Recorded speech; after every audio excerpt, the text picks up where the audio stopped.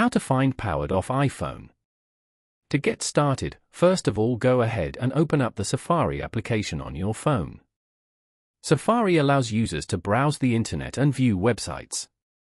Once you're here, go to the search bar and type icloud.com/find.